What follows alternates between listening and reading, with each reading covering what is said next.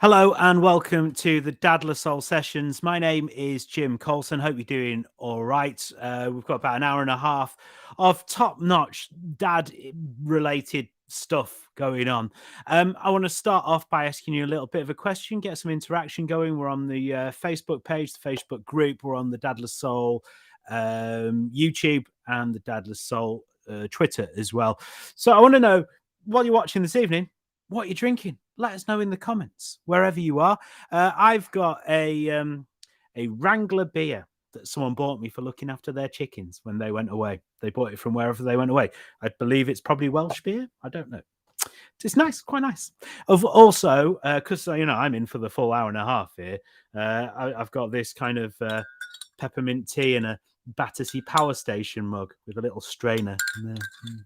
And a glass of water as well. If you wanted to know, I mean, join in if you want to. Tell us what you're drinking. Join this. On the way, we're going to be talking to Ben Moorhouse. He's a bloke who we had on doing the main interview a few months ago on the Dadler Soul Sessions.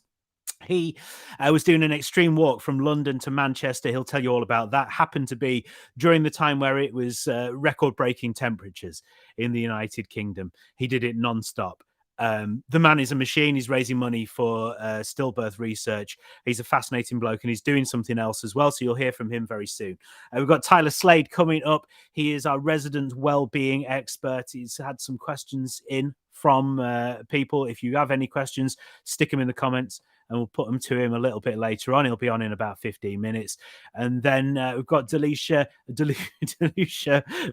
Oh, my goodness. I knew that I'd struggle over this phrase. Danusia Malina-Derben, who is our main guest this evening. She's the mother of 10 children. She is a leadership expert. She's also written a book called Spunk, a Manifesto, Modernising Fatherhood. And our very own Dan, who's the leader of Dadler Soul, has contributed to that. So she's got some fascinating stuff to say about what fatherhood is, what kind of fathers we need in this world that we're in at the moment, and whether modern fatherhood is where it should be.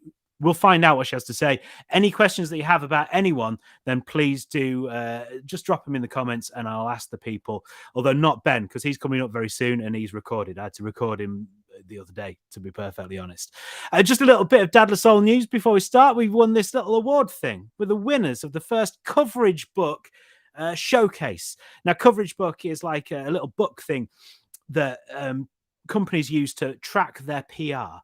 And they use it to show how many kind of people looked at stories about them. We use it for our social impact report. So we are kind of a community organization, and we have backers who help us to go and battle social isolation in dads. And that's great. We always need more backers. So we put together an impact report to show the impact that we have had over the community. And we decided that we'd do it on this tool and we'd put it out there, and they really like it, so they wanted to showcase how good they thought it was, which was brilliant. They've said really nice things about it. It really impressed us, the innovative use of custom slides, stuff like that. It's really kind of made us proud that we'd done it, and so thank you to Coverage Book for that. What I was most impressed by was that we won out of all of the showcase ones. One of the showcase items was by AS Roma, the Italian football team. Now, I've looked back through their results. Okay, they drew with Juventus. Juventus couldn't beat Roma, but Dadler Soul did beat Roma. Dadler Soul officially better than Juventus. Right, Tyler Slade on the way very soon, about 15 minutes, 10 minutes potentially, with his wellbeing clinic. If you have any questions, stick them in the captions. But first of all, this is a chat I did yesterday with Ben Moorhouse, who is an extreme fundraiser, raising money for an amazing cause, stillbirth research, because of his own personal story. And you'll hear from him. Obviously, a trigger warning, you will hear about that story. So if that's not something you want to listen to, then 10 minutes, come back and we'll talk well-being. But this is what Ben had to say about his walk. So catching up after he did it, because we talked to him before it, and what his plans for the future are as well. I am joined by Ben Moorhouse. Ben, hello. How are you doing? Yeah, I'm very well, Jim. Thank you. How are you doing? Okay. Absolutely superb. Now, you are a friend of the Dadless Soul Sessions. You've been on this show before. Last time you were talking about it was ahead of your extreme walk from London to Manchester. You were going to go and try and do that all in one go on a walk. Was it at that time, or was it a little bit after that someone said there was no chance you could do it, that you'd have to take a week and you wouldn't be able to do it all in one go because it wasn't humanly possible? Yeah, I Someone mean, there said were that, didn't a they? few people who doubted I could do it, and yeah, there were quite a few, Jim. But yeah, prove people wrong again, and yeah, I mean, especially during the heat wave, to do it in 55 hours non-stop, it was something very, very special. But yeah, my daughter, with me all the way, as I've said before, and yeah, we raised about £7,000, so it's all good. And that money's going to research for kind of on stillbirth, yeah? It is. So yeah, we'll go to Professor Hazel and his team in Manchester at the top of his Rainbow Clinic, and the research team there. So yeah, they thrive on saving babies' lives. So stillbirth research into stillbirth and how to prevent baby death from happening. So yeah, the money will be well spent, and will have a positive impact for many families. And that's, it's an amazing thing you were doing, and that's obviously what spurred you on to do an amazing thing. I think at the time we were talking about your target being like 80 hours, weren't we? Yeah, I mean, it was from Google. It should have been a little bit longer, but yeah, I'm not the average Google walker. So I'm from Yorkshire, and we just get us head down and a bit of grit and determination, and doing it through love, and yeah, we get from A to B in a good style. And that's the thing. The thing was, and it also wasn't just normal conditions. It was, if you remember, the days this year that it was like the hottest it's ever been in the UK. That was when you were doing that walk. It was, yeah. So yeah, it was the UK record-breaking heat wave, and for most of the way, the roads were melting from underneath me. My trainers, the tread went completely twice, so I had to keep changing my trainers due to the surface temperature. It was very, very tough, very different to roads what I've done before overseas, but for here it was well and truly epic. So yeah, it was tough. It was a big challenge, but Professor Hazel walks the final 21 mile with me as well into Manchester, and that were a massive help at the time. I mean, what's it like when you're out there? Are you in the middle of it? You're only halfway there or something. It's absolutely oppressive heat. You just drinking as much as you can. Are you taking on food as well? Yeah, I mean, you do. You control a well balanced intake. You can't drink too much because you don't want to be going for a pee too frequently. But yeah, just plenty of fluids. Good food. Just pace yourself as well. But yeah, it's just mind over matter, and what the mind believes, the body achieves. I mean, yeah, that's maybe what the problem is, because I think my mind knows my body can't achieve, so my mind refuses to believe. And you're wired differently, Ben. You're definitely wired differently. Yeah, I mean, it's the reasons why which keep me going. There were a point, heading into Manchester, a few miles off, and if it wasn't for my daughter and where the money was going to, I could have quite easily just said, I've had enough. Let's call it a day. Let's go back home, and that's it. But yes, the reasons why is the biggest motivation. So that's it. Of course, your daughter was stillborn, and it is coming up to sort of her birthday, isn't it? It is. So yeah, next month, October the 26th, marks Calipatera's fourth birthday. So yeah, I mean, every day is difficult. We just learn to adapt day by day. But yeah, next month coming into October is our most difficult time emotionally with the grief as well. But yeah, we keep talking. Talking is the most important thing, and especially dads. We treat very, very differently. So just talking to people who care is the most important thing. And you've obviously decided you're not doing any more extreme challenges. That's it, right? Oh, you know me, Jim. I'm never. I don't sit still. I don't sit still for too long. So yeah, I've got something next month coming up for Baby Loss Awareness Week.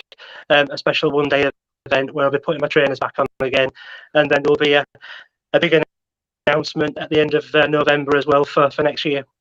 Wow. Okay, so there's going to be a 2023 Extreme Challenge, yeah? There is. So yeah, I mean, limits have to be pushed.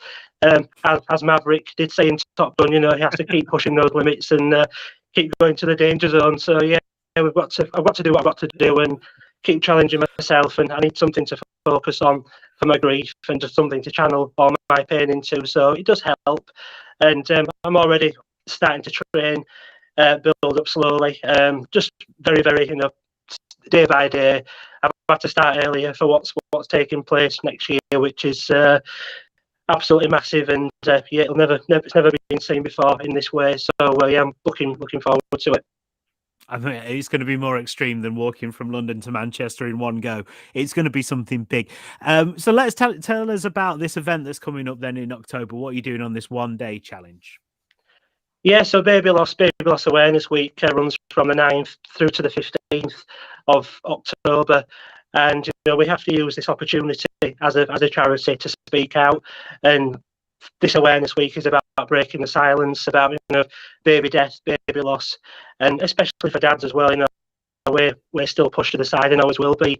And this year's theme as well for the awareness week is stepping stones, about everybody's individual journey after a baby death or baby loss.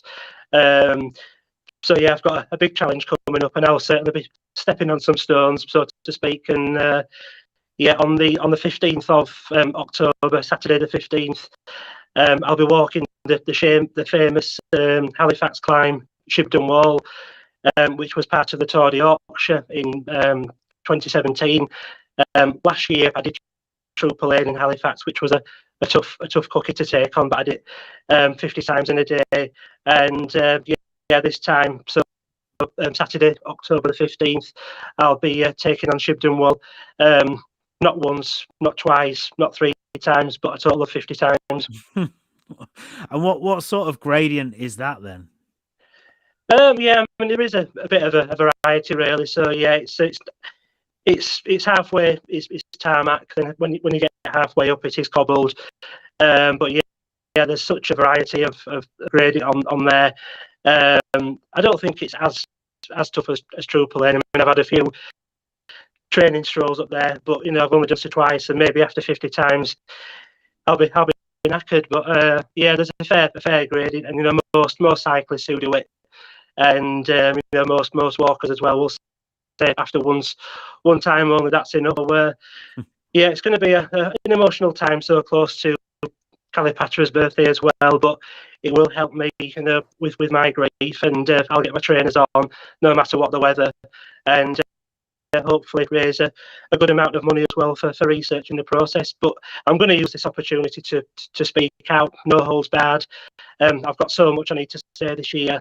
It's okay one week of the year speaking out, but what about the rest of the year? And that's what I'll be doing for all dads.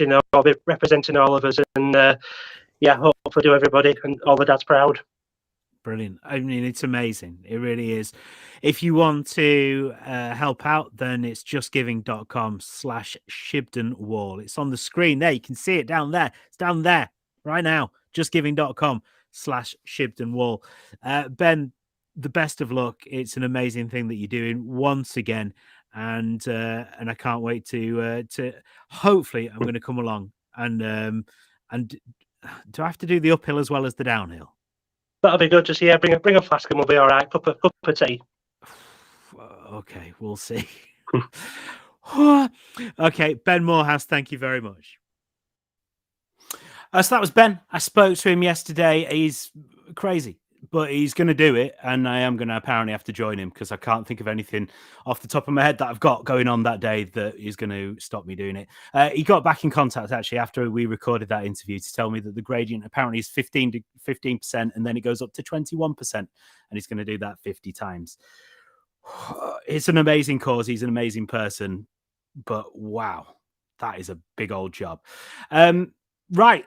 let us introduce our next guest. On the way, we've got Danusia Malina-Derben. She is going to be here talking about modern fatherhood based around her book, which is called Spunk. But that's after the man, the legend, that is Tyler Slade. How you doing, Tyler? You all right? Good evening, mate. You are like the well-being guru of Dad La Soul, aren't you? Wow, thanks very much. Very kind of you, mate. Obviously on brand, mate. On yeah, brand, I noticed. I thought I'd dress as Dan tonight. Yeah, exactly. You do. You look a lot like our dear leader, Dan Flanagan, with the hat and the Dad La Soul jumper. Ben was Dad La Soul merched up as well. He was, mate. And I feel bad that I'm hosting this, and in fact, I'm wearing the same shirt that I wore yesterday when I did that interview. But that's, I think I'm sure people will forgive me, right? Yeah, man. Listen, don't worry about it. It's all right. I thought you got to make it. I thought you've got to represent, haven't you? You'd think you're wearing the red, mate. The collars do it for me anyway, Jimbo. Okay. So don't worry about it. Perfect. Now, 5 years in the wellbeing space, Tyler. You have done a lot of well-being in that time. You've been helping people for that amount of time. How did that come about? Oh man, to be honest with you, it actually came from a bit of, I'm brutally honest, it came from a bit of a shit time in my own life. I was kind of doing something, and I wasn't enjoying it, and I come to a kind of a bit of a boiling point with it and lost my shit. And I went through some really serious mental health time with it, and some serious bouts of depression and what have you. And I kind of lost my shit at one point massively and went a bit AWOL. And then it kind of was a bit of like a wake up call. I think there was a lot of things building up to that point. The job I was doing was certainly a big influence on that, but just life pressures like everybody, having kids and having a house and having to pay mortgage and all those kind of things. Nothing out of the ordinary. Listen, I've not had any major traumas, thankfully, in my life, and growing up or anything. But I think just generally, you don't have to have something drastic in your background to suffer from kind of general life's pressures, from things like feeling anxious or feeling sad and depressed or whatever. So it kind of came out of that, to be honest. And I kind of felt like I needed to do something else. I've always been really keen to try and help where I could, and I've always had this ambition to kind of work in the charity field, but I just didn't know how about to go about it. And it just actually, as it happened, it was through a friend that I met from our First Lads NCT group. When you have your first one, you tend to go for NCT, and then when the second one comes along, you're like, oh fuck it, I'm not doing that again. But the first one, and there was a lady who signed and said, you'd be really good with people, and I work for West Sussex Public Health, and you should have a look at your local authority. My defences went up straight away, if I'm honest with you. Again, from kind of my belief system, my old man was very kind of growing up in West Sussex is obviously very one-way led in terms of Tory, what have you, Tory led, and he was very kind of anti-councils and all that. So I'd never really thought about looking at my local authority, if I'm perfectly honest. But I did, and there was a wellbeing job there, and I thought that looks wicked, like getting into the community, helping people out. And I thought, well, I kind of need to help myself out as well, if I'm honest. I kind of blagged it, if I'm on, to be fair. But I got on really well with the lady. She kind of obviously saw something in me that I could connect with people. I can learn all the things on the job, and I've learned so much in this last 5 years. As you said, I've kind of done a lot of training, from things like cognitive behavioral therapy to motivational interviewing techniques to nutrition to all sorts of stuff. So, my day job is a wellbeing advisor, and that is essentially, it is led by a preventative aim of around physical health, if I'm honest, around prevention of cardiovascular type diseases, type 2 diabetes, strokes, heart attacks, things like that. But I think the thing is, as time evolves, and I think as people get a little bit more aware and a little bit more honest, any of those problems that are most people know what they should and shouldn't be doing, Jim. Do you know what I mean? No, people know they shouldn't fucking be smoking like a chimney or drinking shit or eating shit, but we do it because it's a coping mechanism. Arguably, we get into those habits, we have emotions as human beings, and we behave in a certain way to try and help those emotions. So the mental health thing is very much influencing. And again, coming out the back of the pandemic, I think people are kind of had a lot of time to reflect and think about where they are and what have you.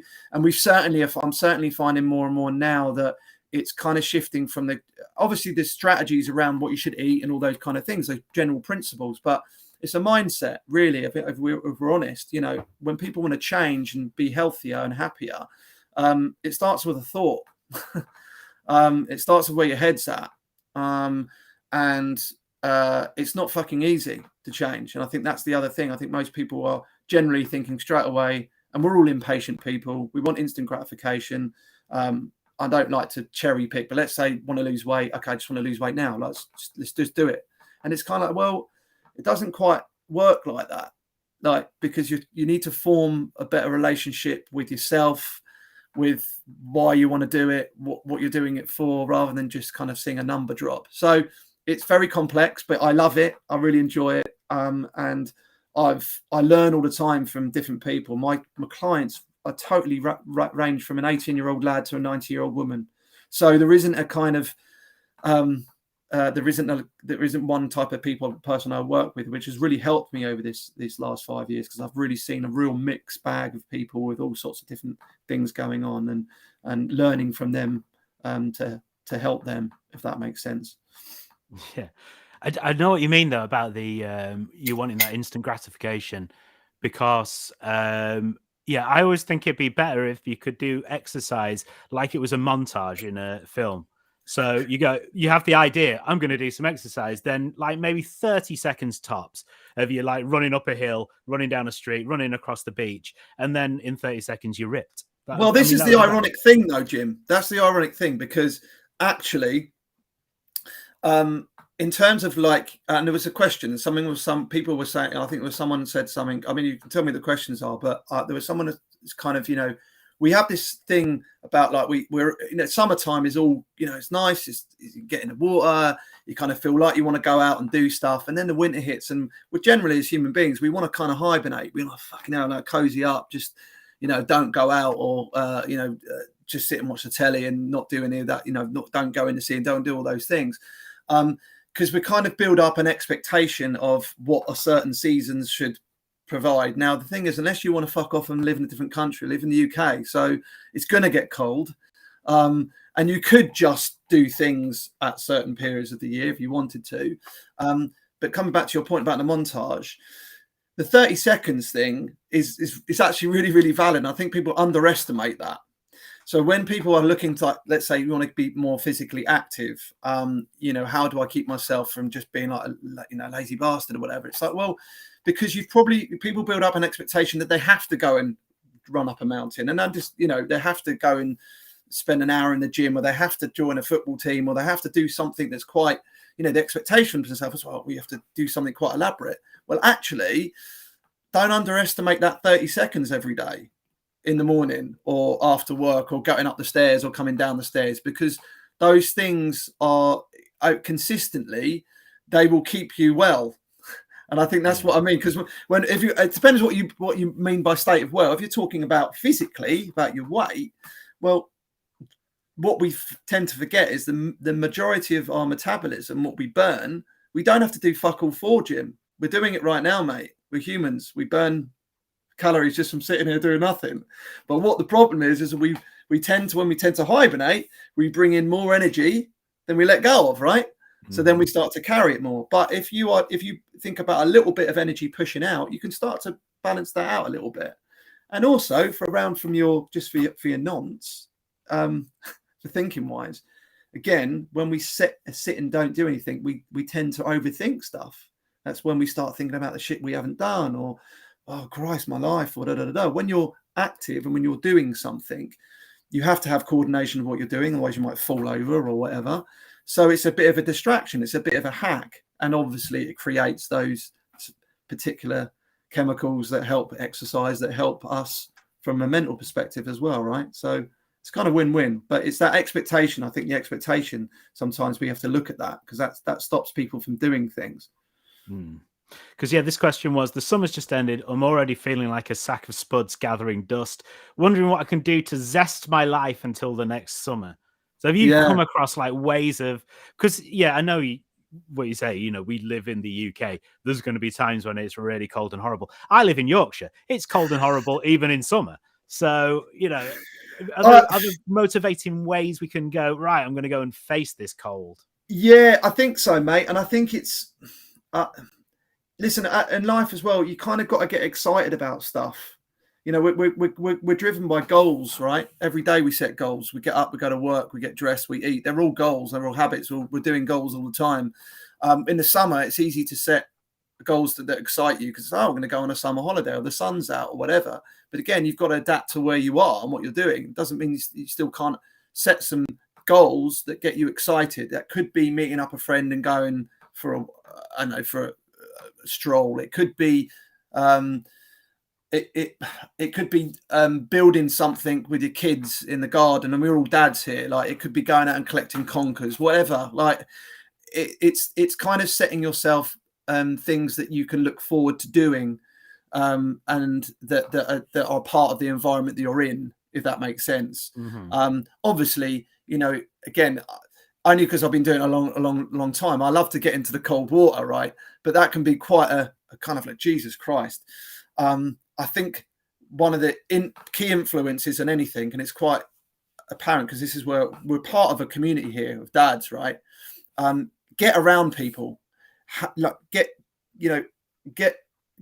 some people in your life that you can talk to, or you can set things up with, that you can kind of, you know, that are like your tribe.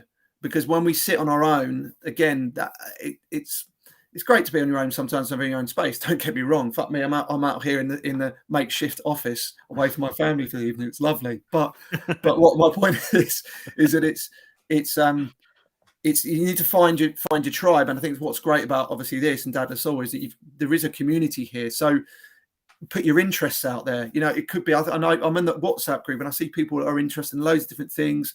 Get involved. Do you know what I mean? Like, have something that you can look forward to doing. So back to the question, what can you do about being a sucker spuds? Well, again, don't be harsh on yourself. If you want to sit on your ass and relax in the warm, then do that too.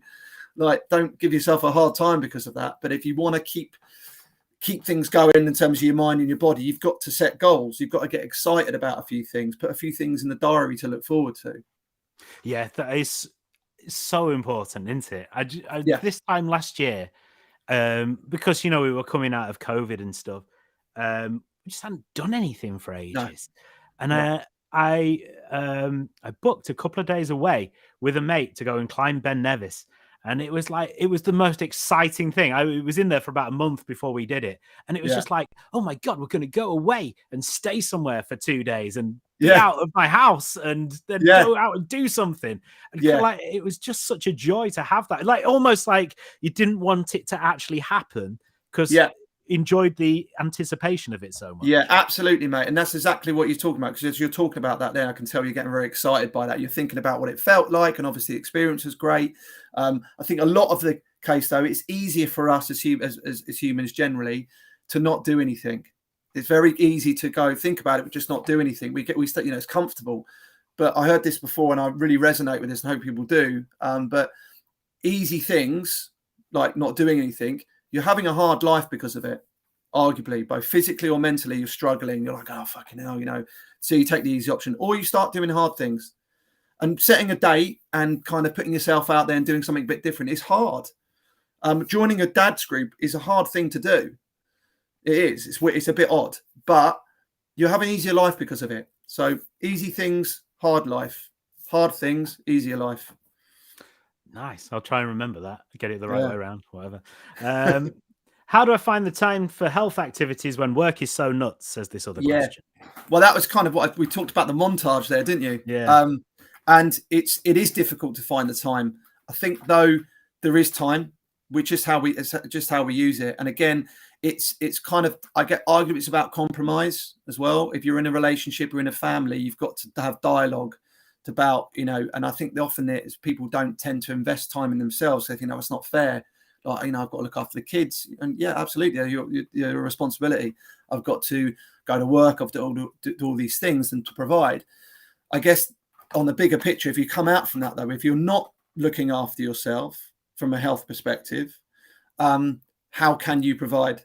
How can you be the person that your family need? And people always say, yeah, you've got to do it for you, like your health and well-being.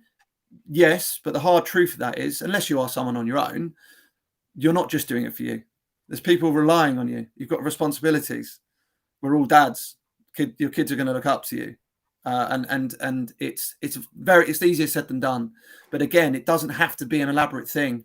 It can be that 30 seconds in the morning, or that minute at lunchtime, or thinking about a strategy slightly differently of how you're, if you're thinking about the health and your fitness, again, we have this mirror image of us having to be in the gym. Now, it's wonderful if you can afford the gym and have time to do that, but you don't have to do the gym. But you do need to move your body. But again, it's finding those little pockets of time and being quite disciplined with them. Do you know what I mean? Like, people often wait for motivation. You mentioned it a minute ago. I haven't got the motivation to do anything. The hard truth of it is motivation is just a feeling that will come and go. Some days you'll be up for it, some days you won't. In order to cultivate motivation, the first thing, because most people think you get motivated, then you do something, then you feel something from it, right? It's actually completely reverse. The first thing you have to do is take an action. No matter how small it is, do something. Once you've done that thing, you'll get something from it. You'll think, oh, fuck, now I'm glad I did that. And then you feel motivated because you did it. Repeat, action, reward, motivation. It's the other way around, but it's where the discipline comes in. But in order to be disciplined, manage your expectation. Don't say to yourself, you're going to go out and run every day for an hour. You don't have the fucking time to do that. How long is that going to last? You could, and it sounds mad, but you could run up and down the stairs for a minute. That's more realistic. And you could do that every day. You probably do that anyway as well. We underestimate what we do anyway. If you've all got kids, you're fucking running around them after them anyway, right? Yeah, no, it's a great point. It is a great point. Tyler, thank you so much. Really appreciate it. It's really helpful. It's an absolute pleasure. I always love jumping on these things, and I'll be hanging around and watching the Spunk lady. Yeah, and that is mainly because you just don't want to have to go back to your family, right? Yes. Anytime, mate. He didn't really say that. Boys. Tyler, thank you so much. Really appreciate that. So talking about joining a dads group, we do have this dads only meetup every month in Worthing. And you may be like, oh, I don't want to join a group of already established dads. Well, we have new people coming every week and they get involved and they love it straight away. This is just one of the examples. Nerve-wracking turning up into a place where you didn't know anybody? Yeah, I was really nervous, to be honest. I have pretty bad confidence issues and stuff, so meeting new people and making friends and stuff I struggle with, to be honest. And to be honest, I've come in, I've been pretty relaxed and actually spoken about how I've been and with my kids and stuff, so it's been really good. I've really enjoyed it. It's a big step to walk into a strange place with everybody you think is going to all be friends, and you're going to be like the new kid on the... Oh yeah, definitely. I've had anxiety about it all day, to be honest. Wow.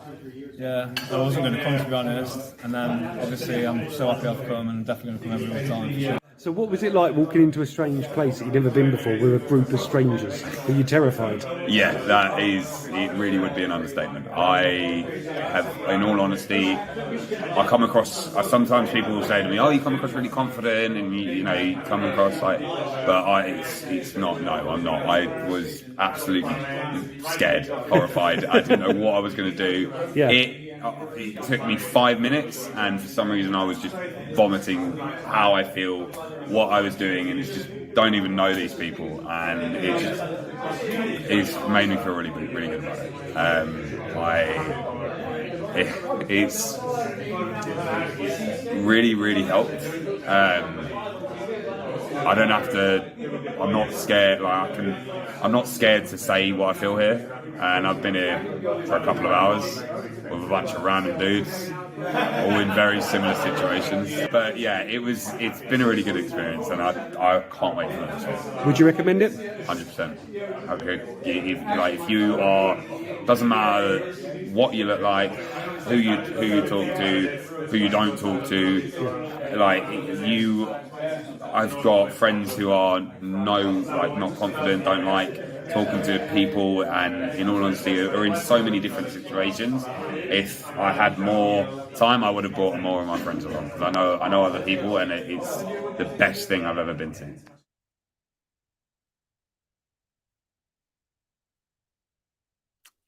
So there you go. If that has sold it to you, then make sure that you follow us on social media and join our mailing list as well, and you find out all about those events. So time to bring on our main guest. She is Danusia Malina-Derben. How are you doing? Are you all right?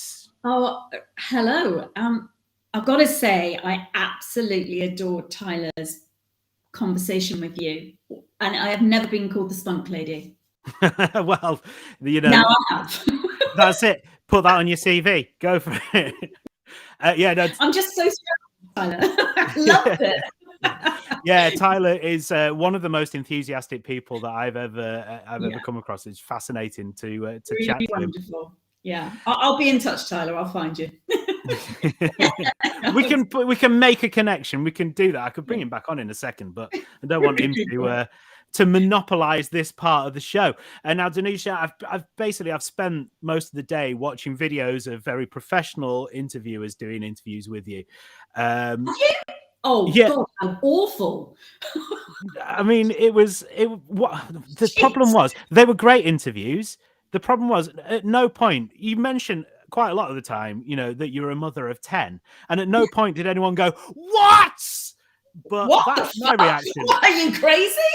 Yeah, that's my reaction when I read that, actually, first of all. And then I was like, why is no one reacting to this? 10 children? How does that work? I mean, I know the mechanics, obviously. Yeah, I was going to say, now come on, we don't need to get into that. We're back to the Spunk lady, aren't we? Yeah, it's all right. We know how this happens. Yeah, I mean, I've got 6 sons and 4 daughters. Actually, I've had 11. I had a stillbirth little girl. So, you know, it certainly hasn't been all easy going at all. Everyone always thinks I look at a man and get pregnant. No, not at all. So yeah, I've got grown ones in their early jobs, some at university, teenagers, and triplets who are primary school.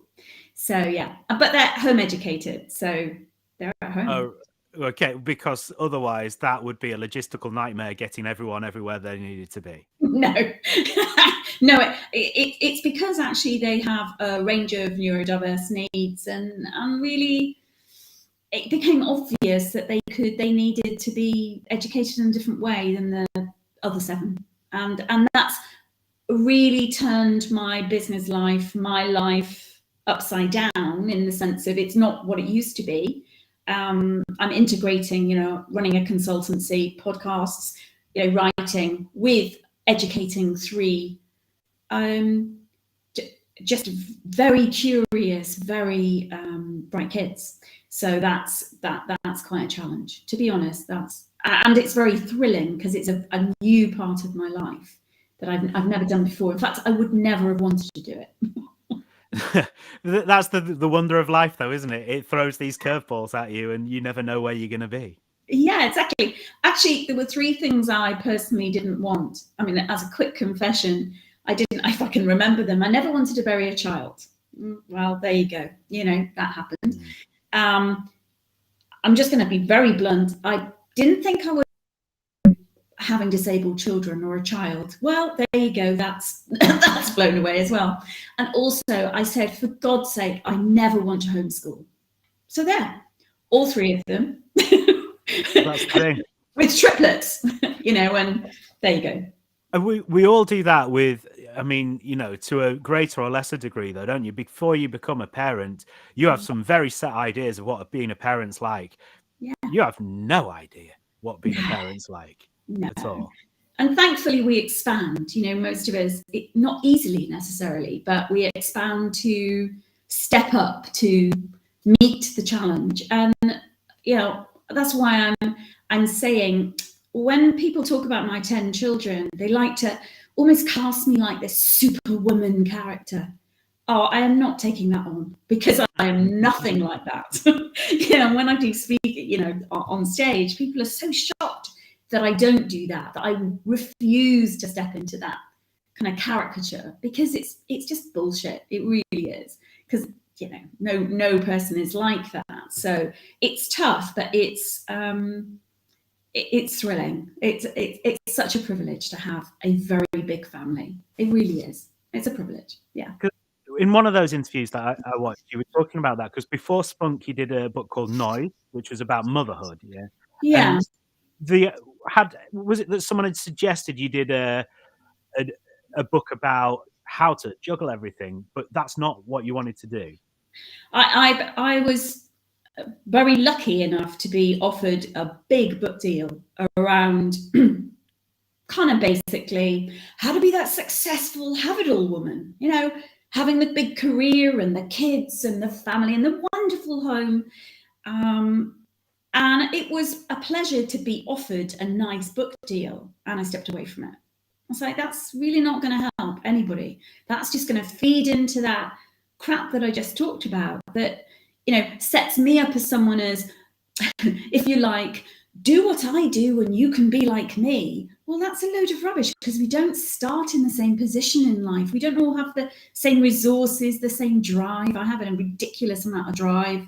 God knows why. You know, and therefore my strategies aren't going to suit other people's. So I did ditch it. I really pissed the publishers off. We're all right, but it didn't go down well. Then I got a second deal, and they wanted to do something similar. I was like, I'm stepping away from this.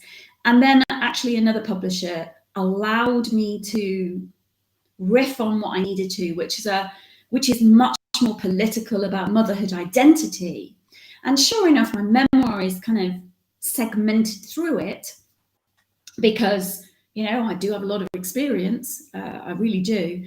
But it's not the main focus of the book. I didn't want it to be the Danusia show, that, you know, watch me, I have all the answers. I don't, but I do have lots of questions that will unpack the taken for granted about what we think motherhood should be about. I really think one of the biggest challenges for mothers is this idea that they can't be human beings, they can't be themselves and be a mother. And I have some ideas about that, because I'm very much my own woman. I just am. I would say the triplets have challenged that. having triplets is like nothing else that I've experienced. You know, it really is. You know, born 12 weeks early, blah, blah, blah. They're 9 years old, and one is still having an operation. He's still, just in this autumn, he's due, hopefully, his last one. But that's 9 years of slog, you know. So I'm not getting the violins out, but it's not plain sailing. And so therefore, my story, though, is my story. And I didn't want to make it one of those mum memoirs. I just didn't. So but it was on the back of that unfortunately I felt at the time, as I literally handed the manuscript in, the commissioning editor said, so next project, looked at it, fathers, you got to do it, woman. And I was just like, are you fucking kidding me? I was on my knees, you know. Yeah.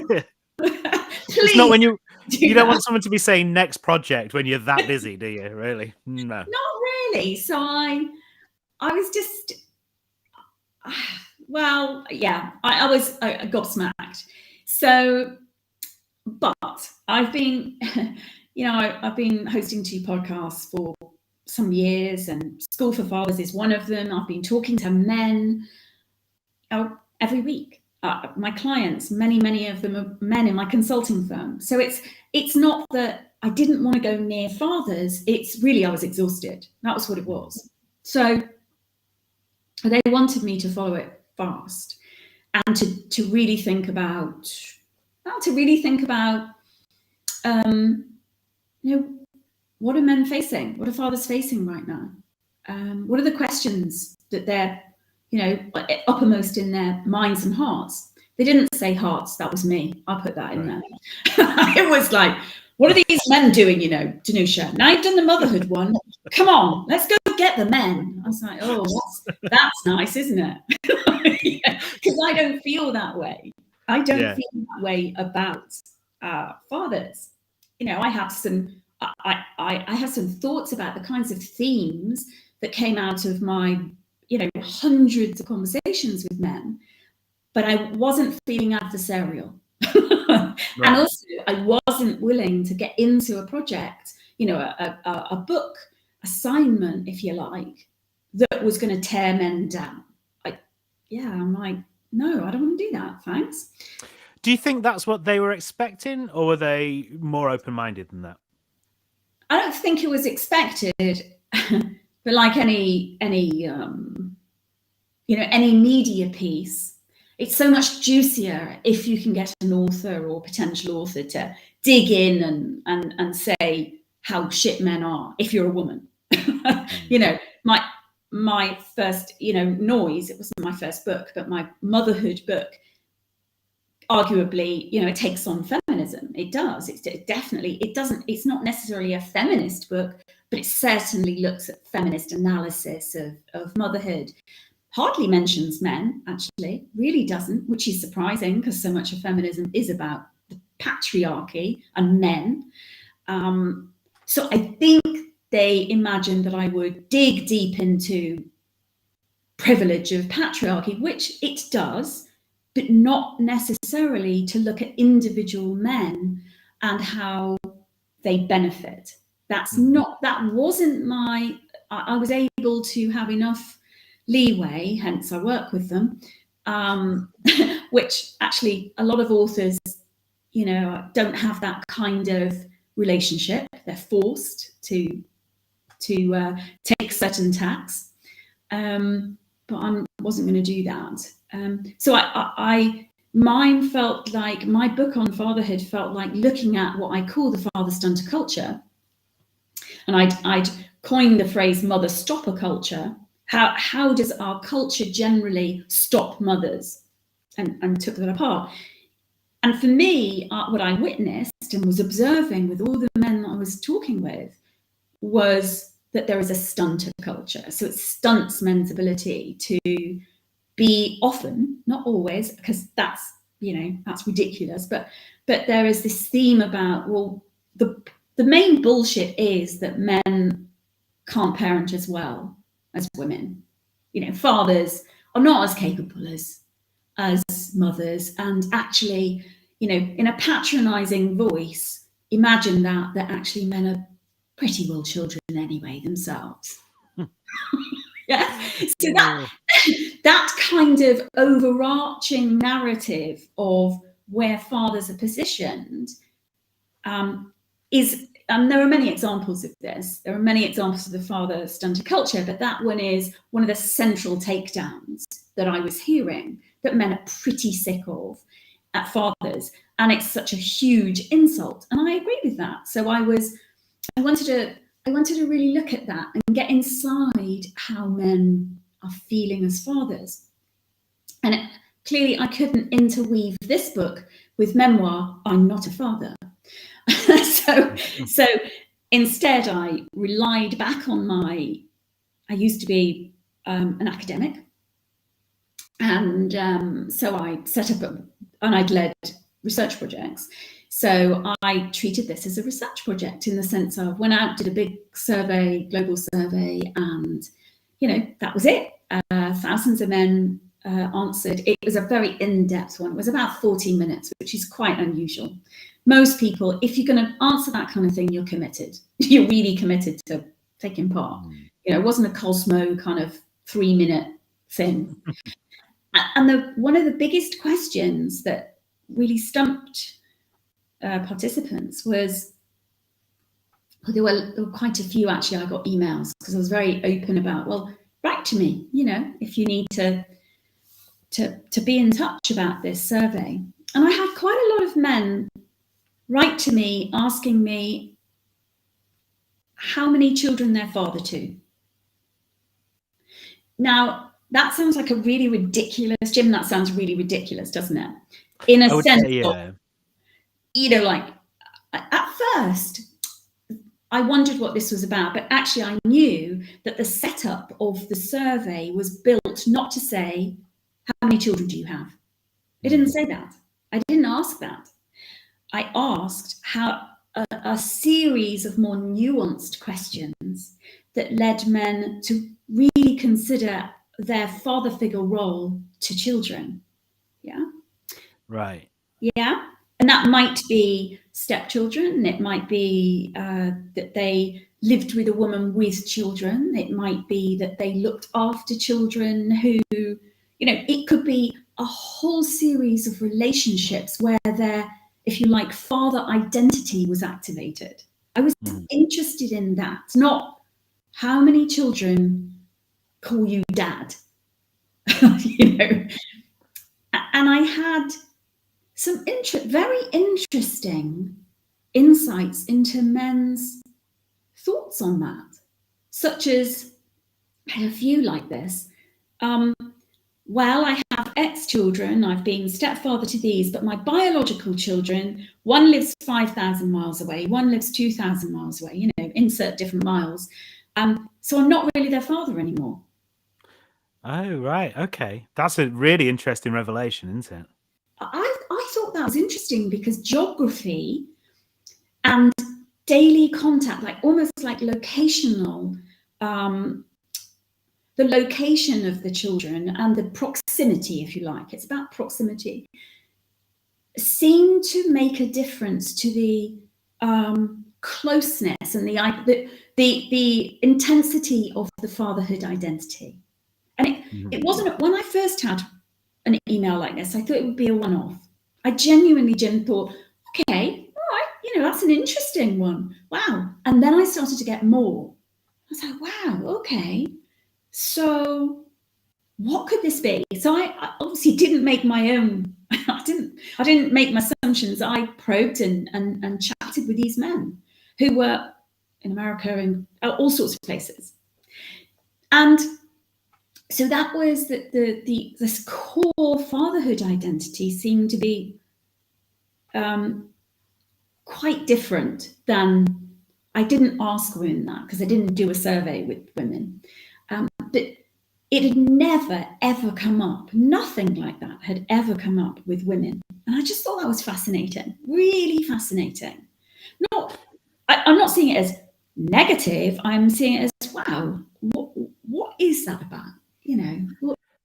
Yeah, it's interesting, isn't it? Because that's obviously, it's not you're not looking at isolated incidents there. You're looking at a number of people, and this is sort of a theme that has developed as you've done this research. And would you think maybe go back and do a similar survey now with mums to see if there was anything similar there, or do you think that it's separate, it's different?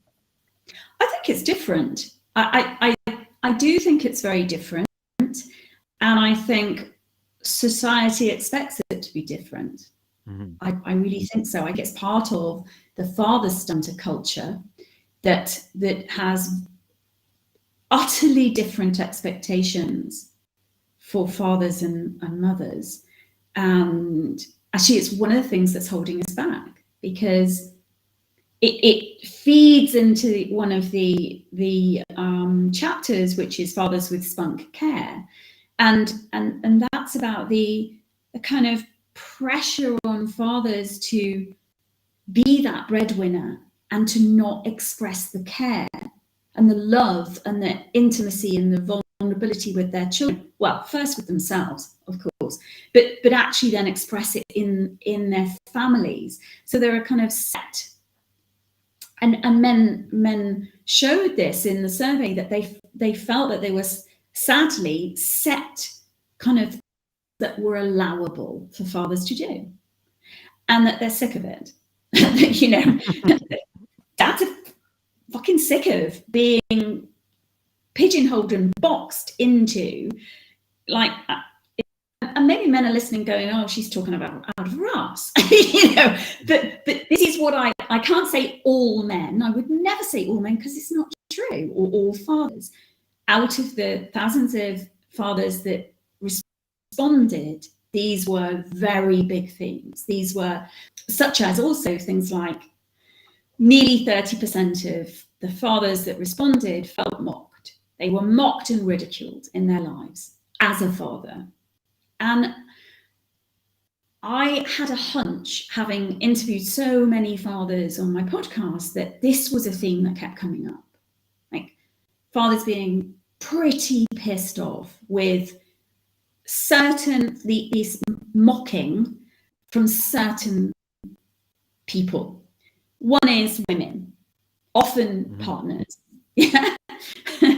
And I just, you know, the impact of that is manifold, isn't it? And it comes back to that, oh, you're not as capable as me, is one of the strong themes. But also men amongst men, you know, that the idea of going into a workplace and saying, you know, I don't know, being emotional about something to do with children. So many of the fathers that answered the question about mocking gave examples of other men taking the piss, actually keeping them in not be emotional. So to decrease the emotionality, particularly in the workplace, particularly there. And that was sad, really sad. So was this, I mean, I don't know how deep you got into it, but was this from other people who were dads, or people who, other men who weren't dads, who maybe didn't quite grasp that connection that you have when you become a father? Yeah, that's a really interesting question. Now it was because I did need to go a bit more. It was from men also who were fathers, and men who aren't fathers. So upholding notions of what it means to be a working man who has children. It's like the working identity is prioritized over the care. You know, so the breadwinner is more important. That kind of productive, masculine guy is more important than the emotional, loving, caring father. And so men keeping other men in line. It's very odd, isn't it? That gatekeeping of how much emotion you're allowed to show is a very strange thing, really is. Yeah. We get a lot of it, I guess, as well from the media as well. So there's partners, there's other halves, the media as well. Still, you get those adverts where, oh, he can't be a parent. Look at him, dad's trying to be in charge. Oh, this is what happened. And as well as being, you know, official kind of professional media, so many of those memes that go around on the internet, which are like, when dad's left in charge, and it's like kids getting run over by a lawnmower or something. Yeah, exactly. It's sniggering. It's that mockery of men in general and your capabilities. And I mean, one of the good ones is Peppa Pig, isn't it? You know, like which has been analysed to bits. But I mean, they're just literally, you know, anyone male on that is really stupid.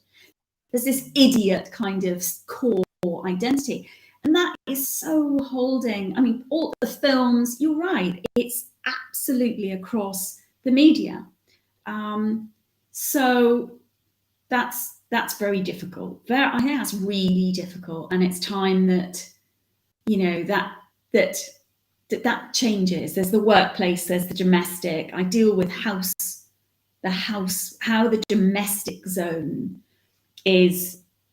Actually, what I really wanted to know was, what are fathers doing and what are fathers not doing as part of fathering? Mm-hmm.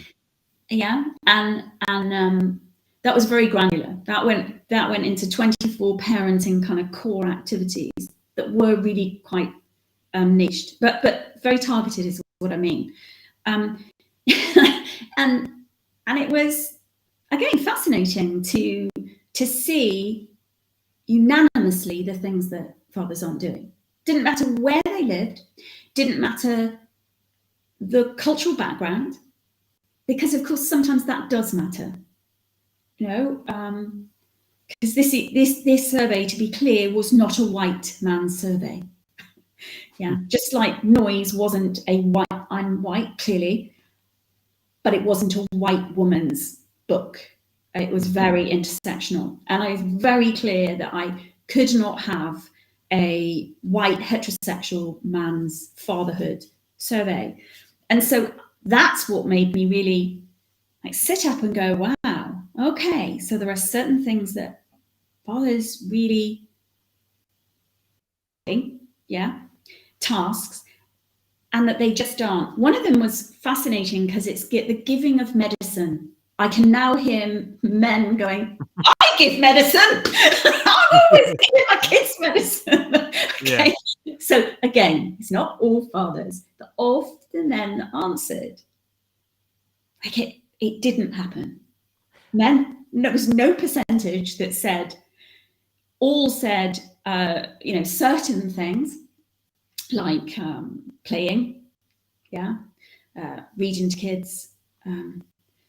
Two that I can remember was seasonal changes of clothes. So we're about to go into autumn, aren't we? So the shorts are going away here in the UK, obviously.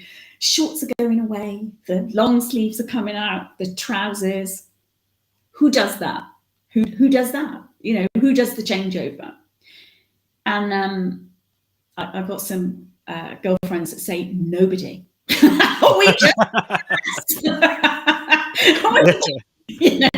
The kids just grab what they do. Yeah, which is funny. But if there's families that do this, in the survey, men don't do that. Okay. Really fascinating. It's fascinating that came up.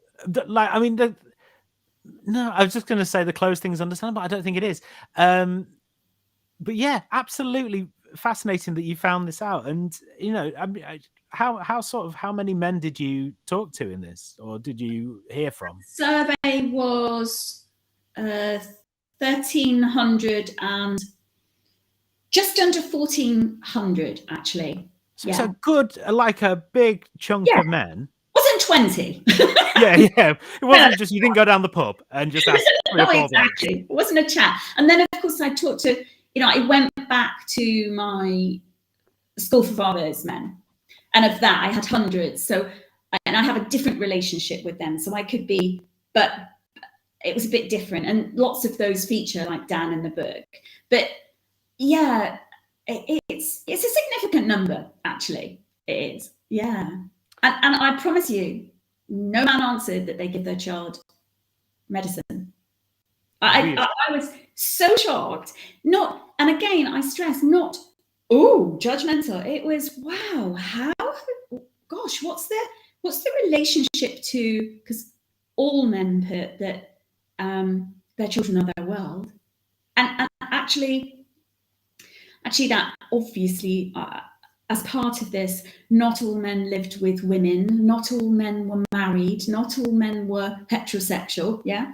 So you can be sure that this was a really diverse set of men, on the basis that when people came, when I had a research team, when we started getting respondents, if there was too many, if we got a whole bunch of white men, I'd say, actually, this is not okay. We have to reach out and we have to get X. We have to get some Asian men here. We have to hear from, different cultural backgrounds and ethnic, backgrounds. So, so it's fascinating. I don't know. I don't profess to know exactly why. This book wasn't again to say, here's what's going on for men in fatherhood. No, to say, wow, here's the state of play with these men. What do you make of that for you and your modern fatherhood? Where are you with these 24 parenting tasks? Where are you with your fatherhood identity? It's for me, life's very interesting when we question and unpack things, not when we have supposed experts tell us how things are. Yeah. I think I can do that for men. Yeah, you must have had some ideas, though. You must have had some things like, what do you think? How can men move forward? How can we reclaim this parenthood status? Oh, yeah, don't get me wrong. It's not that I don't have ideas. Of course I have opinions. Of course I do. Yeah, come on. One of the most powerful areas that I believe that fathers can adjust is that women appear to still have a stranglehold on the domestic zone. It's actually undoing their progress, our progress as women, but it's also undoing men's. So we've had an awful lot of progress of women in the workplace, yes, and there's lots and lots of issues there. We know that, and parental leave and is an issue. So men taking the kind of leave to actually be with their children is very, as we know, very low take up. Even when there is a lot, there's such a support in some companies. So that area of workplace, we know quite a bit about. But if we don't attend to the domestic zone, then the pandemic showed that we have problems. So if women, it's not that men, how can I put this succinctly? We claim the domestic as yours. Right. I'm talking about men and fathers. It is not a woman's zone. And I would look at the segmentation of who does what, like tackling the domestic as something that is part of parenting is crucial as far as I'm concerned. So a lot of the notion of fatherhood is around the playmate and the assistant to the real domestic person, which is the woman. The one who really runs the show is the woman. That's the narrative. Yeah. Okay.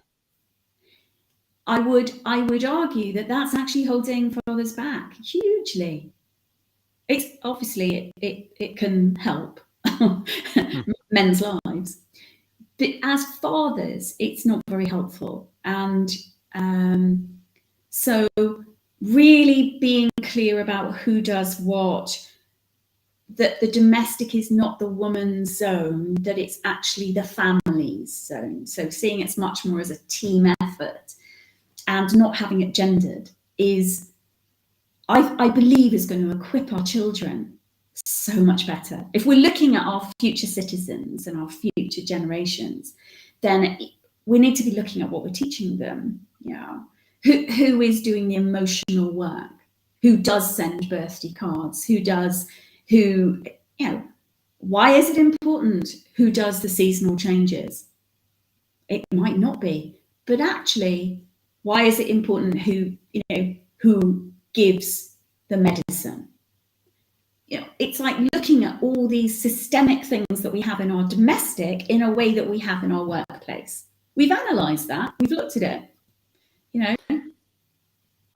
I suppose it's like anything, isn't it? That you want to demonstrate the ideal or the way forward for your kids through your actions, don't you? And I guess if the time where your kids spend the most time other than school, they're seeing something that's activities that are gendered and imbalances and stuff, then that is going to just feed into the next generation, and then it will just keep going and going and going.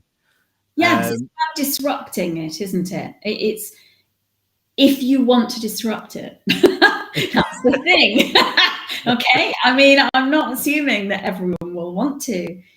And there are some very clear reasons why fatherhood, for many men, and certainly the ones that answered the survey, is denigrated compared with motherhood. And fathers are. So, and some of that is around capability and, babysitting of one's child. Not babysitters. Well, exactly. Loads of men talked about that. I'm not a babysitter. And why am I being congratulated for looking after my child? Yeah, it's when you're out and about and someone goes, "Oh, you're giving mum a day off, are you?" It's, oh, come on. Oh, it's cringe. And it sounds jokey, but it's not. That's not jokey. That's like something to grab your hands around and actually like pick apart and actually tell someone why that's not okay. I'm not babysitting my own kids. I'm not giving them, their mother a day off because they're not hers. So it's a very historical thing, isn't it, that children were the property of the mother. Mm-hmm. And there's some piece in the book about, because we haven't actually said why ever did you call this book Spunk?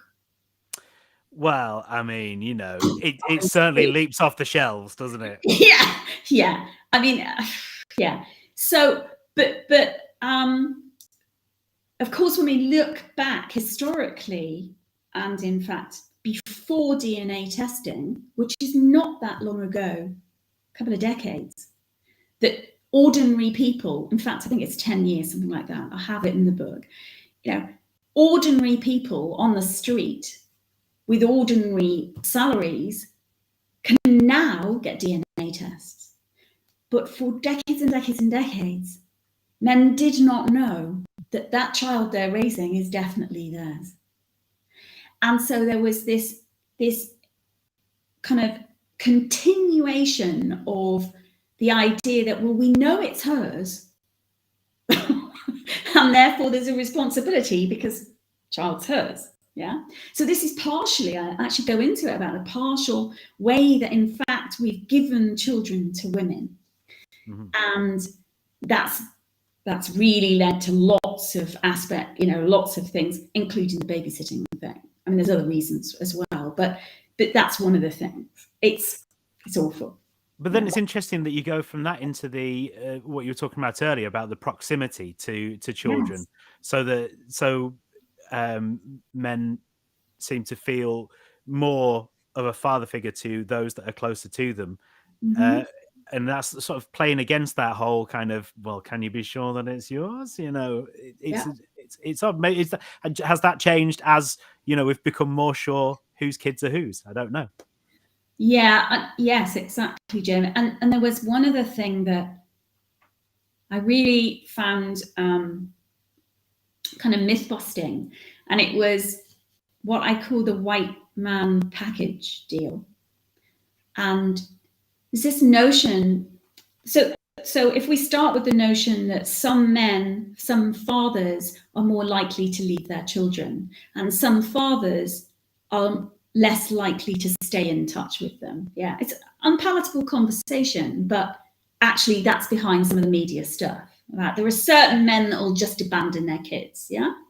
And often it is assumed that those men are not white, yeah? And there'll be a certain class and they'll be not white. And we look at that kind of trope, if you like, of what that father would be, and it's quite well known. But when we really look at it, and I looked at the stats, I looked at lots of research around this because I really wanted to be sure, there is this phenomenon of what's called the white man package deal, which is the family is a package and the children are part of that. And so when the relationship with the woman dissolves, if you like, the linkage between the children and the father is reduced. And so some fathers, in fact quite a few white fathers, then go on to find another woman and have a new family, which is his new package. Yeah. And so there's lots of questions about, and the media like to get in on this one, about, you know, all these single mothers and where men have gone. They tend to not look at the men, they actually look at the women. And in this particular piece of research that I undertook, it wasn't black men, it wasn't brown men, it was white men. And so I began to look at, is there any research on this then? And sure enough, there is. So it's that idea of forming a new family and leaving the old one behind. And I'm talking about seeing them, literally seeing the children, and maybe that might include whether there's maintenance paid for those children. So often it's a shut door, bye-bye, I'm on to the new family. Yeah. That might also dissolve, shut door, now there. So this whole idea of who is doing that and what's the social impact of that for children, for, I mean, you know, obviously the children, but for us as human beings. And that's not really often covered because there's a good reason. We like to believe it's black men. Yeah, it's easier, isn't it? Well, you've already got, you know, someone that you're using as a a beating stick in Yes. the media, you might as well keep doing it. Yeah. It is fascinating, and I guess that the thing is that we can't challenge these behaviors or change these behaviors or address these behaviors until we're kind of honest about them, and we need to look at that research. And it's fascinating that you've dug that up, because that's not well known at all. No, and I guess, well, I mean, let's be honest, take Bojo. I mean, Boris Johnson is probably the biggest example of, the white man package deal. He until recently wouldn't talk about how many children he has, and he's moved on, created the new family, doesn't see the others. I mean, he is an exemplar of it, and ex-prime minister. So, it's a very condoned, legitimate form of fatherhood, actually. And again, I am interested in it rather than adversarially saying, well, whatever, because I believe that there are very many reasons why that will have been legitimized. Yeah, I do think there's some more sociological reasons for why that is the way it is. Just the same as why do majority of mothers feel that guilt is part of the role. In fact, the ones that don't feel guilty are guilty that they're not guilty. Because they've been told that it's okay, it's a legitimate part of motherhood. So if you don't join the club, well, where are you then? So yeah, it feels like for white men that's a possible route.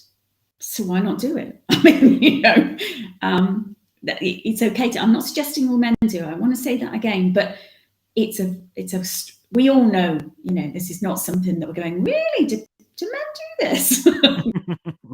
I mean, we know that. So I really quite enjoyed looking at the efficacy of that notion that it's black men, not brown men, black men, certain black men, and actually they see their children more than white men. How do we shift the focus then? Because then the focus is on people like Boris Johnson, and in some ways it's almost seen as like a joke, or some people will go, oh, good old Boris, and some people will be dismayed by it, but also you see it as a joke. But whatever, he's getting the focus is on Boris Johnson and his multiple families and things, and allegedly shutting off people from previous relationships. How do we move that focus back then onto the behaviors that we want to see more of, that we want to encourage? What do we do there? Hold that thought and you answer it while I go get a charger. I don't want this to collapse. Just a moment. Hang on. Annoyingly. Hang on. A capable person can do this quick. It's like watching a Formula One tyre change. I mean, I've never seen. I don't think I've ever watched Formula One, but it's what I imagine it's probably like. I can do this real fast. Right. Okay. Good. There we go. I'm back. Sorry about that. No, don't worry. That's fine. It's like a little bit of intrigue in the part of the podcast. Yeah. Yeah. Exactly. There you go. A bit of action. Yeah. How do we? Well, it depends what we want. It really. I mean, Boris Johnson is just a great example of the kind of life that can be lived by certain kinds of white men, certain kinds. It depends what we're looking at. What's your question really? What is it that we're looking to gain ground on or focus on in terms of fathers living more? I was interested ultimately in what's the kind of fatherhood and the inside experience of being a father that men really want to have. What's the gap between what they are having now and experiencing, feeling, and what they like, what they want, and and there is a gap. Most fathers that answered are really fed up with the way that fatherhood is perceived in society and wider society. So how can we change that? How can we work together as men and women because I believe that we need to. It's important to do this. This is not something for men on their own to do. I believe that we need to do this with men. And I would caveat that with, I'm talking to the converted, because it's obvious that men need to work together. First of all, need to work together, and Tyler Slade already does that in your community by opening up the safe space to actually talk, but be able to share what it's like to be a father, to be a man, to be, many of the things that we're talking about, I imagine, are talked about in different ways, but they're not a big surprise. So a little like the conversation about white privilege, it's not for those people who are not white to teach us white people.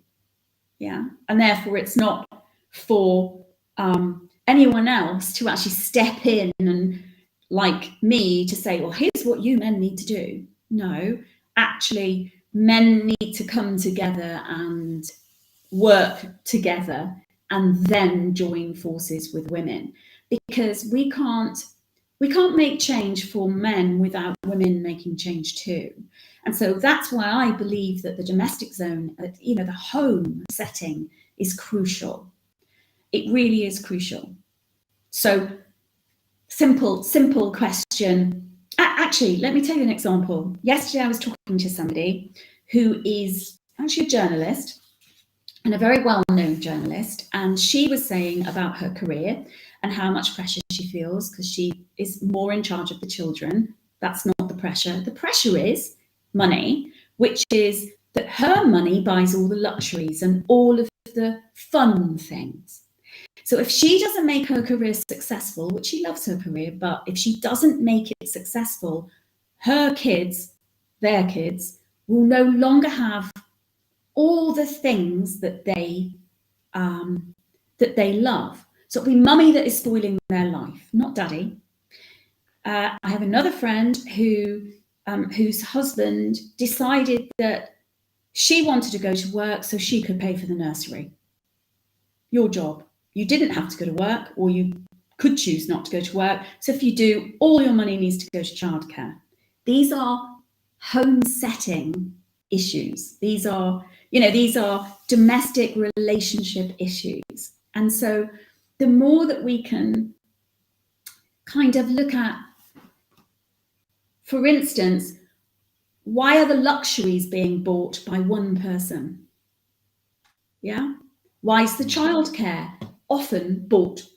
She's got to do that. Why are the children hers? What, in fact, my friend said, the children's clothes are for her to buy. So what happens if she doesn't? What happens? I have so many career professional women, like successful women friends, who have money situations that are so gendered and so meaning that the father's the breadwinner, the woman's the carer, the emotional, luxury, fun kind. Actually, not always the fun, but the what's another way of putting this? It's kind of the fluffy, isn't it? It's the fluff, Yeah. I guess. Yeah. I mean, if you can call holidays the fluff. Yeah. Yeah, exactly. So the way that we actually segment our lives, it demonstrates where we're putting value. Mm-hmm. This is the kind of deeper things that we need to be looking at that will create change, because we're looking at, obviously, if I was going to write a book about the status quo, I probably wouldn't have written it. Like I would have written about something else. This is not a status quo book. This is about, looking at, well, how can we bring change for men for the better? Not how can we get fathers to show up better? That's a different book. That's not what I wrote. Yeah, that's not what I was interested in. It's definitely how can we, having seen these research results, how can men have an experience of fatherhood that is actually closer to what their hearts would want? And they're, often the tension between the breadwinner and being a certain kind of man, a certain kind of playmate, and an assistant to the real carer, who is the woman. How can we disrupt that? What do we do? Well, we look at power base. We look at who pays for what. But why is it organized like that? That's one. Who does what in the house? Why is it organized like that? How interesting. We get curious. It's not about blame. It's like, oh, how did we set that up then? What's the impact of that? It's interesting, isn't it? Because it's possibly things that people have done subconsciously as well. And this is what we need to do, is actually think about what messages are we giving and how can we change it? Yeah, and what did our parents do that, even though we might have said, oh, I'm never going to do that we end up recreating the things that we had? Well, it's obvious that's what you do, and then because becoming a family it's big pressure, isn't it? You don't know what you're doing. It's what you said earlier. You've no idea what you're taking on. And each child is so very different. And it's not like a replication of, I don't have 10 clones. Of course I don't. They're all incredibly different. So you kind of get thrown into, blimey, this one's a different kind of person. And the time to actually really look at these core values and it's almost like it's a system. It's what system have we set up? What's the system and what's the potential impacts of that? What are the impacts? How might we change that? How could we disrupt that for something a bit better? And really the starting point is knowing what you want. If it's all working for you, fabulous, isn't it? Yeah. No, of course, yeah. Yeah, if it's all working for you, then absolutely wonderful. But often it's not. It really isn't. And I like to think that some of that is, you can tell whether it is, and obviously within your own system, but what are the arguments that you have? Because in relationships, we tend to have the same argument over and over again. It's about the same thing. So what's that about? What is that about? What's at the heart of those arguments? It'll usually be something around money, sex, chores. It usually is. So that's where the transformation is possible, as hard as that can be. And one of the things I suggest is stop talking to each other, which sounds really odd. If talking works, fabulous. But for a lot of people, it doesn't work. It's too heated. It's too intense. It gets too heightened, too fast. Someone walks out or loses it. So I find that emailing can be incredibly freeing in a relationship. Emailing. Sounds quite funny, but it can work. Oh no, I get it completely, because when you're writing a letter or a note to someone you want to complain about, someone you want to move along, at work or in another aspect of life, email's good because you write it and then you go, no, I can't say that. Right, I'm going to edit that. I'm going to edit it a bit more. Yeah, that's acceptable. That's the right amount of pressure without it being offensive. So I can see how that would actually work, to be honest. I mean, I'd never thought about doing it, but it's a great idea. Yeah, well, you can craft, and also you can regulate yourself. So in the moment, it's very difficult to do that. Very difficult to do that because we get triggered, don't we? So, there's a way that we can just craft it, and then the receiver can craft theirs. So there's a dialogue that can be possible that, particularly around what's working in the home and what's not working in the home. You know, what I'd like more of. I wonder if we could, just negotiation, basically. Negotiating a slightly different steer in how things are going. Yeah, and so I definitely find that that's really useful. And lots of people don't think about emails. They just don't, because it's a work thing, it's a business thing, but it's not, gosh, no, you don't do that. But actually, and it's different than text. Text is too informal. So it's an email. So, yeah. And text, you don't tend to save your texts in the drafts, do you? You just tend to just send them. That's a similarly impulsive thing, whereas email's more kind of considered. Maybe that's just my emailing style, I don't know. Or my texting style, who knows? Okay, so we've nearly got to the end of the program. It has been amazing talking to you. It's absolutely fascinating. It really is. Thank you, Tyler, who says he wanted to know, are those 24 tasks available anywhere? You know, the 24 domestic tasks, apart from obviously in the book, clearly. Oh, I think I've lost you. Oh, I can't hear Danusia, and I'm really upset because I wanted to ask Danusia about the dog called Dickie Van Sausage. Oh, Danusia, you're there. Okay. Yeah. So for Tyler, absolutely, the 24 areas of parenting are actually in the book, and all the survey questions are there because I definitely wanted people to see. Here's what she asked. Let me just hold on. Hold on. He's here. Oh, there you go. There's Dickie Van der Sausage. Dickie Van der Sausage has actually got his little necktie on tonight, which says Dickie. Oh, nice. Yeah, he's a rabbit dachshund, and he's ever so naughty. He's a very naughty sausage. He's got the best name of any dog that I've ever heard as well. So there you go. Hasn't he? I'm gonna be honest. I just wanted to call Dick a lot. I just did. I wanted to say you're such a dick quite a lot. And now you have your opportunity. I can, but not to a human being, because that's not very nice. So I can, and it's his name. It's such a big dick. That's the truth of it. Danusia, thank you so much. Danusia is the author of Spunk, a Manifesto, Modernising Fatherhood. Thank you for coming on the live stream. We really appreciate it. It's been fascinating. Cheers for that. Thank you. We're going to be back last Thursday of next month. And we've got some great guests, but you need to follow us on social media, get on our mailing list as well, and we'll give you all the details on what's coming up next month on the Dadless Soul Sessions.